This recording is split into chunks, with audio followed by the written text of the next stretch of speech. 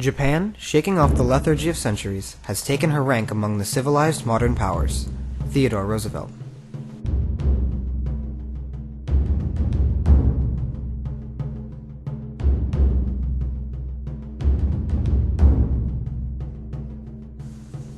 Steel and soldiers, centralization and conquest. As Japan, the solitary islands in the Pacific underwent a renovation of their military, economy, political structure, and role in international affairs, a formation of respect and esteem towards Eastern cultures emerged. The expansive development of industrialization from Western to non-Western countries enabled Japan to become an international contender of imperialism by rapidly westernizing and defeating the largest contiguous empire on Earth, the European Russia, and placing the Japanese islands in the Far East at the mutually respected table of modern world empires.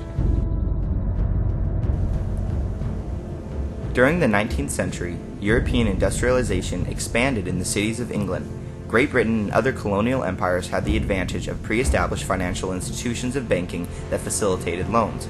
It also had high rates of urbanization caused by such matters as the Enclosure Acts. Prevalent industries included agriculture, textiles, and steel production. With such thriving economies, it became possible for European powers to afford commercial ventures overseas. This increasing need for resources and trading areas started what would eventually be known as the Age of Imperialism. Meanwhile, the Japanese nation was experiencing a fundamental change in its characteristic identity.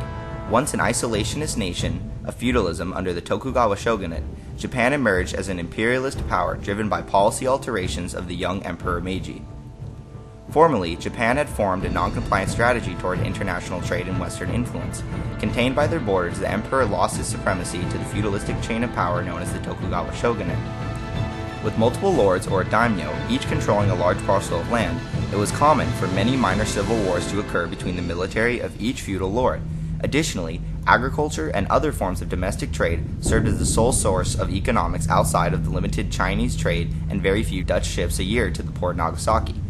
However, in 1854, with the unannounced arrival of Commodore Matthew Perry in the U.S. Navy, the shogunate was forced to absolve the procedures of trade restriction in the Treaty of Kanagawa. The lands of Asia had become the stomping ground of Western powers. By the time Japan was forcibly opened to the outside world, China, Indochina, India, and Manchuria had already been carved into territorial spheres of influence by Germany, France, Britain, and Russia. China had become a largely dismembered country, leashed to several different empires through strategic advantages to military action and a dependency of such socio-economic acts of domination as the foreign regulation of the opium trade. With a mutilated political landscape and a people looked down upon by many Westerners, China would become one of the key motivational points for the rapid reform of the Japanese government. In 1868, the chain of Japanese emperors reclaimed the power from the Tokugawa shogun, the Great General of Japan, through the actions of political and militant elites to restore the emperor to power in the Boshin War. The Tokugawa regime lost its foothold upon the nation. This restoration of imperial power, while bringing about a return to the former political system, brought deep-seated changes to the country's political scene. The young emperor, Mutsuhito, seized military power from the shogun and claimed as his own the name of Meiji, or enlightened ruler, with his motto, "Enrich the nation, strengthen the military." High-ranking officials of the new government were commissioned to travel to and report on the modern bureaucracies, technology, and ideas of Western European nations. The Charter Oath of 1868, one of the first documents created by the Meiji oligarchy, stated the goals for a new society. By this oath, we set up as our aim the establishment of the national weal on a broad basis and the framing of a constitution and laws. 1.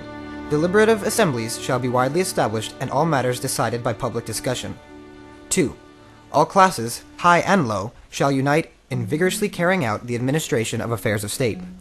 3. The common people, no less than the civil and military officials, shall each be allowed to pursue his own calling, so that there may be no discontent. 4. Evil customs of the past shall be broken off, and everything based upon the just laws of nature. 5. Knowledge shall be sought throughout the world, so as to strengthen the foundations of imperial rule. The administration continued a path of rapid and far-reaching conversion towards industrialism and faux Western culturing. The population, freed from the binds of feudal serfdom, was then able to obtain public education. The new system of schooling, modeled upon the United States, yielded a generation of well-educated citizens versed in the tactics of domestic and international capitalism, as well as advances in agriculture. Additionally, without class restrictions, the people of Meiji Japan gained the ability to climb the ladder of social and economic mobility. Travel and methods of communication were upgraded to extensive railway systems and telegraph lines. The military underwent a complete reconstruction and modernization with the aid of Prussian military advisors, with mandatory male enlistment and immediate adoption of the most innovative weapons available, including such weapons as the Gatling gun, howitzer cannon, and the implementation of a navy of modern warships. This quickly made the highly esteemed samurai of old Japan become obsolete and given no more credence than any common foot soldier, leading to the Satsuma Rebellion of 1877, a counter-westernization movement quickly put down by the aggressive progressivism of the new army. With the new foundation of government, the emperor set forth a reformed constitution in 1889. This constitution would create the foundation of a centralized imperial rule, giving absolute power to the emperor, while still allowing the flexibility for an elected parliament, or diet, to express the voice of the population. However, with the expanding goals for a sustainable nation of industry and progress, it was not long before the limited resources of the Japanese islands would create a need for an outside source of supplies. This call for new land came into action by August of 1894 with the Japanese conquest of Korea and the Sino-Japanese War. Opposed by the Qing dynasty, the new Japanese Navy and Army fought for control over the Korean peninsula to gather a front for resource collection and to create a buffer from any continental enemies. Seen as the dagger pointed at the heart of Japan, the acquisition of Korea was a primary goal of national security. In 1895, the Treaty of Shimonoseki gave sovereignty to a new Korean nation, a Japanese protectorate, liberating the peninsula from its old Chinese connections. China, in addition to a monetary penalty, also ceded to the Meiji Emperor the Formosa Islands in the South Pacific. With the small country's victory over the much larger China, Japan had formed an eminence in the collective mind of other non-Western nations. The administration continued with this aggressive momentum on February 8, 1904, when Japan would mount a surprise attack on the world's largest contiguous empire, Russia. From the end of the Sino-Japanese War, Japan had an objective to gain control of areas further inland of their original conquests. The imperial motives of further expansion led to the Battle of Port Arthur on February 8, 1904, a preemptive strike under the cover of night by the Japanese Navy against the Russian fleet stationed at Port Arthur. Manchuria, being Russia's industrial sphere of influence in China, became a location of desire for Japan to expand their newly born industrial empire. With resources, railways, and developed warm water ports, both Russia and Japan saw this region as being indispensable.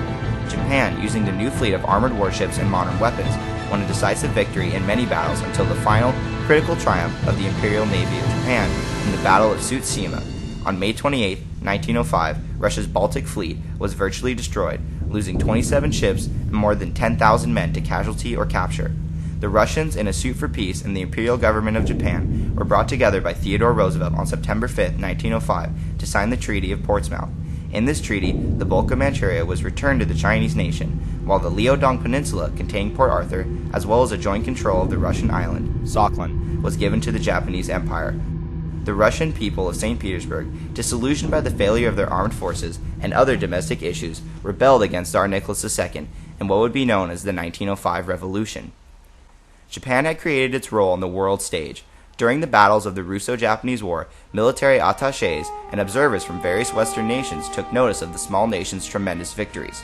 Japan, an Asian nation which only recently emerged from centuries of isolation, had conclusively defeated a European giant.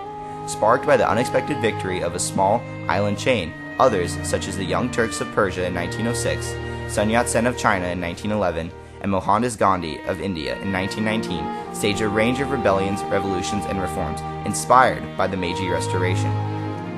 In 1868, the start of the Meiji period of world history, the islands of Japan were sustained by only 26 steamships and a total of 18 miles of railway. By the end of the Reformation, Japan had increased its national count of steam-powered water vessels to 1,514 and extended its railways to 7,100 miles. Aided by military and social reforms, Japan rapidly and effectively created a modern imperial nation equal to, or, in the case of the Russo-Japanese War, greater than other Western empires. From a revolutionary action to restore the imperial rule, an administration focused on the domestic and international reformation of industry created a worldwide reaction to the vast potential of non-Western peoples. By the end of the Meiji period in 1912, Japan, the once isolated feudal country in the Pacific, had become an empire capable of action and influence on the grand scale of world politics.